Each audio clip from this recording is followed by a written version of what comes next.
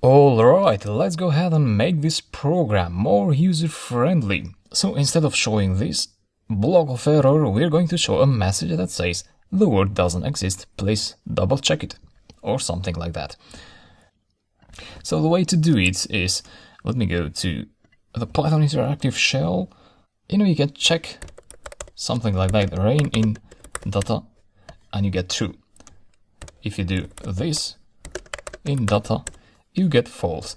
So we need to make use of this and say if word in data, sorry, this has to be w, we're talking about this variable, and so if w in data, what you want to do is return the value. So this is the value, and so if this returns true, this is executed, right? Else return the word doesn't exist, please double check it. So when this is false, then else is executed. This actually the expression under else is executed, and this is not executed.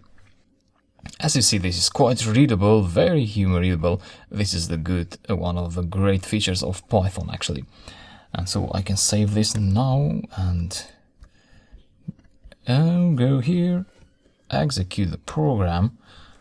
Rain would work as before, and this says the word doesn't exist, please double check it. So as easy as that. So the program is taking shape.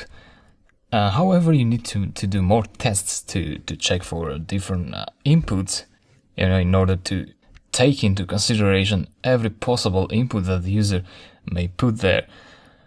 So let's say the user puts rain in uppercase letters, and this says the word doesn't exist, but actually rain is a word that exists in your data set. And so how do we count for different uppercase letters? You also may have like mixture of letters like that, and it still says the word doesn't exist. Or even rain like that, the word doesn't exist.